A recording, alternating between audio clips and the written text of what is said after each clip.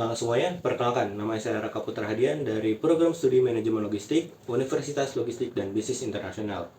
Video ini merupakan salah satu tugas dari mata kuliah Manajemen Pos dan Kurir. Dan hari ini saya akan membahas tentang strategi pemasaran efektif dalam industri pos dan kurir. Industri pos dan kurir adalah bagian penting dari sistem logistik global. Seiring berkembangnya e-commerce dan gaya hidup digital, layanan pengiriman semakin dibutuhkan. Namun, meningkatnya kompetisi juga membuat perusahaan kurir harus pintar-pintar menarik hati para pelanggan. Nah, disinilah strategi pemasaran berperan penting. Tanpa pemasaran yang tepat, layanan terbaik pun bisa kalah saing. Strategi pertama adalah memahami siapa target pelanggan kita. Apakah kita melayani pelanggan retail, UMKM, atau juga perusahaan besar. Jadi dengan memahami kebutuhan mereka, kita bisa menyesuaikan nih layanan apa yang mereka butuhkan. Contohnya pelanggan individu, mereka mungkin lebih tertarik pada layanan pengiriman yang cepat dan juga real time tracking. Sedangkan untuk pelanggan-pelanggan korporat atau perusahaan-perusahaan besar itu mungkin lebih peduli pada harga-harga grosir dan juga kepastian waktu. Contoh nyatanya ada dari layanan JNE Express, yaitu JNE Yes, yakin esok sampai untuk para pelanggan yang membutuhkan kecepatan dari layanan jasa ini.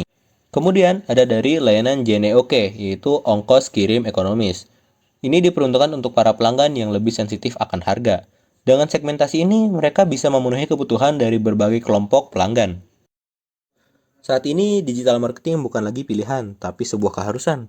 Perusahaan kurir harus aktif di media sosial, punya website yang user-friendly, dan juga hadir di berbagai platform digital, seperti Google Ads, Instagram Ads, dan juga konten edukatif di YouTube. Semuanya bisa meningkatkan awareness. Bahkan, chatbot untuk melayani pelanggan 24/7 atau 1 minggu full tanpa offline juga bisa menjadi nilai tambah. Seperti contohnya ada dari Si Cepat Express. Mereka sangat aktif di media sosial, khususnya Instagram dan juga TikTok. Mereka membuat konten edukatif, mengadakan giveaway, dan juga menjawab pertanyaan pelanggan dengan cepat. Hasilnya, brand awareness mereka meningkat tajam, terutama di kalangan Gen Z dan juga pelaku usaha online. Strategi berikutnya adalah menciptakan promo menarik, misalnya gratis ongkir untuk para pengguna baru, diskon untuk pengiriman di hari-hari tertentu, atau poin reward untuk pelanggan-pelanggan setia. Program referral juga efektif, misalnya pelanggan bisa mendapatkan hadiah jika mereka mengajak orang lain untuk menggunakan layanan kita. Intinya, buat para pelanggan ini merasa mereka dihargai. Untuk contoh nyatanya seperti Shopee Express. Mereka sering memberikan gratis ongkir untuk para pengguna Shopee, terutama saat Harbolnas, yaitu seperti 11.11 dan juga 12.12. Program ini sangat menarik bagi para pengguna baru dan meningkatkan volume pengiriman secara drastis. Selain itu, mereka memberi poin Shopee yang bisa ditukar dengan voucher. Strategi berikutnya adalah membangun brand yang kuat. Brand bukan cuma soal logo, tetapi persepsi pelanggan terhadap layanan kita. Brand yang kuat dibangun dari konsistensi, mulai dari desain visual, pelayanan kurir, hingga kecepatan pengiriman. Jargon atau slogan yang mudah diingat juga bisa menjadi alat branding. Contohnya, cepat, aman, dan sampai tujuan. Sederhana tapi menggambarkan kualitas layanan. Contoh nyatanya ada dari DHL Express. DHL Express ini dikenal secara global dengan warna kuning, merah, dan juga slogan Excellent Simply Delivered. Identitas visual mereka sangat konsisten, mulai dari kendaraan, seragam kurir, hingga aplikasi. Ini menciptakan persepsi profesional dan dapat diandalkan, yang membuat DHL dipercaya untuk pengiriman internasional penting. Strategi selanjutnya adalah kemitraan yang strategis. Bekerja sama dengan toko online, marketplace, atau bahkan komunitas lokal bisa memperluas jangkauan pasar.